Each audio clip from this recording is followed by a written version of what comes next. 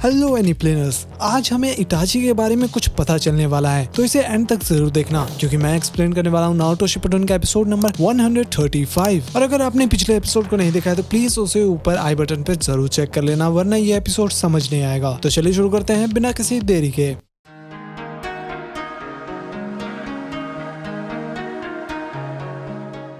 तो एपिसोड की शुरुआत में हम देखते हैं उचिया हाइडआउट को और अंदर में इटाची बैठा हुआ था और कहता है कि मेरे नादान छोटे भाई। फिर हम एक पास देखते हैं जब इटाची शूरिकन jutsu दिखा रहा था अपने छोटे सास्के को और ये देखकर सास्के कहता है वाह इटाची, तुमने ये सारे टारगेट्स को हिट कर दिया। ठीक है, अब देखो मैं क्या करता हूँ। तो इटाची कहता है कि नहीं सास्के, कल मुझे एक इम्पोर्टेंट मिशन पर जाना है, तो फिर कभी।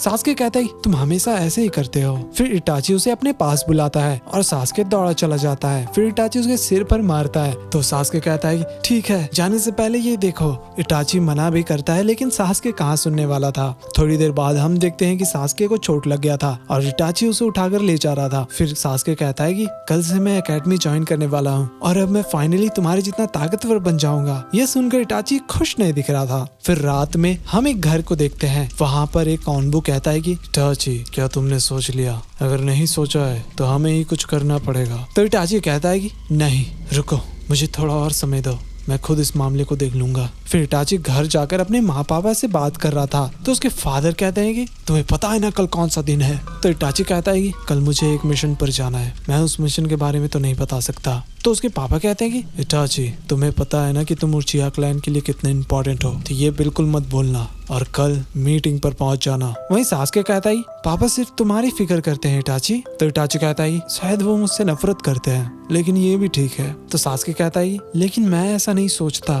तो इटाची हंसता है और कहता है जब तुम्हारे पास ताकत होता है तो तुम दुनिया से छिप कर रहते हो, लेकिन हमारे सिचुएशन अलग है क्योंकि हम दोनों भाई है। चाहे तुम मुझसे कितना भी नफरत कर लो, मैं तुम्हारे साथ खड़ा रहूंगा। यही तो बड़े भाई करते हैं, है ना?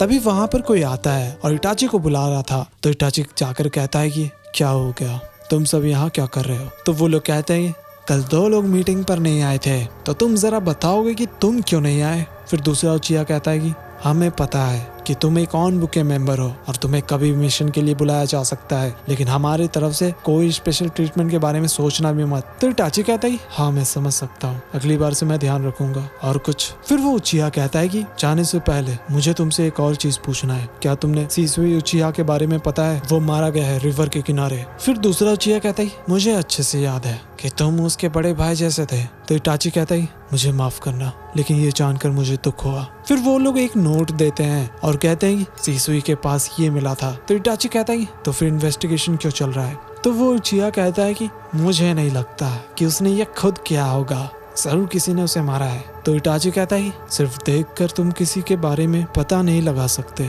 तो वो उचिया कहता है कि हम ये तुम पर छोड़ते हैं और ऑनबू को भी इन्वेस्टिगेट करने कह देना। फिर वो लोग वहाँ से जाने लगते हैं। तो उनमें से एक कहता है कि उम्मीद करते हैं कि हमें उसका पता चल जाएगा। तो इटाची कहता है जो कहना है तुम मेरे सामने आके कहो।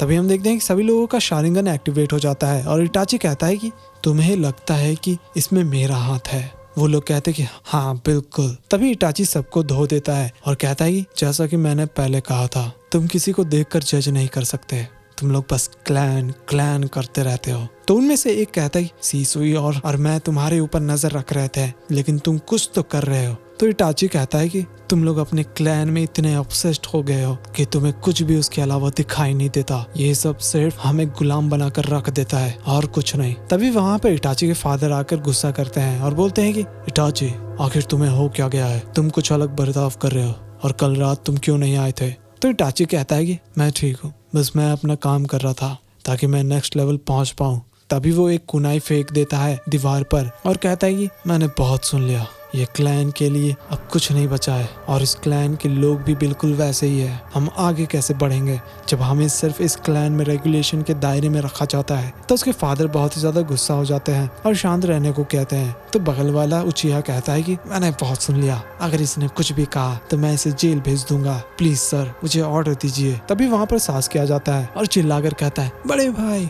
रुक जाओ प्लीज। तभी इटाची शांत हो जाता है और बैठकर माफी मांगने लगता है और कहता है कि मैंने सिसुई को नहीं मारा, लेकिन मुझे माफ करना, जो भी मैंने कहा तो उसके फादर कहते हैं कि वेल मुझे लगता है कि ये काफी थक चुका है ऑनबू के मिशन की वजह से। ऑनबू डायरेक्ट होकागे के अंडर काम करते हैं, तो अगर तुम इसे अरेस्ट करना भी चाहोगे तो तुम्हें पहले होकागे से वारंट लेना होगा। अंदर आ जाओ इटाची। तभी इटाची उठता है और उसका आंख बिल्कुल ही अलग दिख रहा था। रात में इटाची वो लेटर देख रहा था। तभी बाहर उसकी माँ आती है और कहती है कि इटाची मैं यहाँ पर खाना रख दे रही हूँ, खा लेना, कभी कभी आराम भी कर लिया करो। इटाची कहता है शुक्रिया माँ। फिर हम देखते हैं कि इटाची तैयार हो रहा था, लगता है किसी मिशन की तैयारी कर रहा था। फिर भाई वो जाकर पूरे उचिहा को खत्म कर देता है, सबके घर में घुस कर, और फिर पोल पर जाकर खड़ा हो जाता है, पता नहीं क्यों।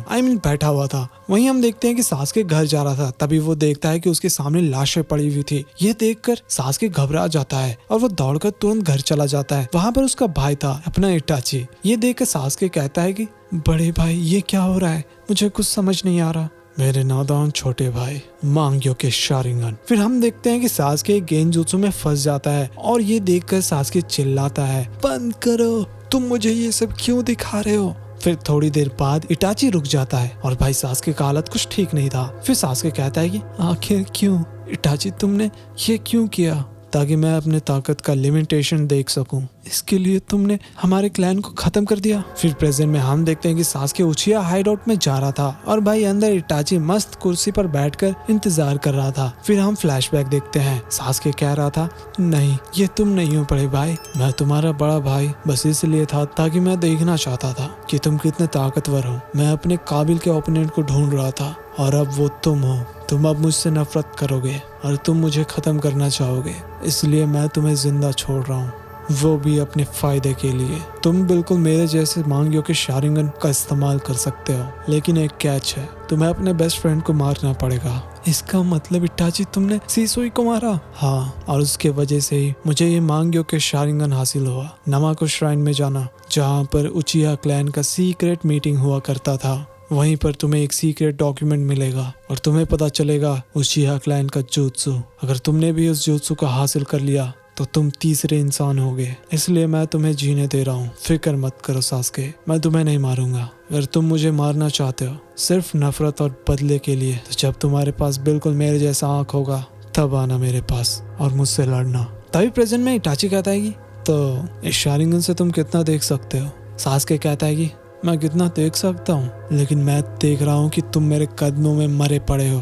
तो इटाची कहता है कि तुम मुझे मारना चाहते हो। तभी इटाची सासके के पास आकर कहता है कि चलो कोशिश करके देख लो। तभी दोनों अटैक कर देते हैं, लेकिन दोनों उस अटैक को रोक लेते हैं बहुत ही आराम से। फिर इटाची सासके को एक लात मारता है जिसकी वजह से वो दूर गिरने वाला था। तभी वो अटैक कर देता है अपने ब्लेड से, लेकिन भाई इटाची उसे पकड़कर दूर फेंक देता है। तभी सासके चिदोरी का इस्तेमाल करता है अटैक करने के लिए, लेकिन इटाची ऊपर जंप करता है और तभी देखता है कि सासके ऊपर खड़ा था अटैक करने के लिए और वो अटैक कर देता है और इटाची को मार देता है। फिर इटाची कहता है कि तुम काफी ताकतवर हो गए हो। सुनो इटाची, मैं तुमसे आखिरी सवाल पूछना चाहता हूँ। फिर इटाची उसे सिर पर मारने वाला था, तभी वो लेफ्ट देखने को कहता है और सासके देखता है कि इटाची तो अभी तक चेयर पर बैठा हुआ था। फिर हम देखते हैं कि इटाची वहाँ से गायब होने लगता है। तो इटाची कहता है कि तुम कहना क्या चाहते हो, ये आखिरी तो नहीं होने वाला। फिर सासके कहता है चलो दोबारा कोशिश करते हैं। तभी हम देखते हैं कि सासके पीछे से अटैक कर देता है इटाची पर और हम देखते हैं कि इटाची के सामने तो वो सासके का क्लोन था।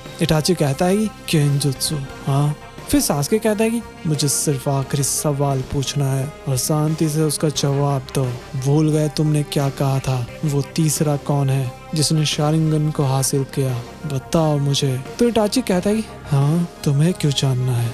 तो सासके कहता है कि तुम्हें खत्म करने के बाद मैं उसे भी मार दूंगा। तो इटाची कहता है कि तुम उसे मारना चाहते हो। सासके कहता है कि उस दिन तुमने उसके बारे में बताया था तो तुमने जरूर उसके साथ मिलकर हमारे क्लैन को खत्म किया होगा, क्योंकि तुम खुद लीव के पुलिस फोर्स को खत्म नहीं कर सकते। कौन था वो? फिर इटाची कहता है कि मादारा उचिहा।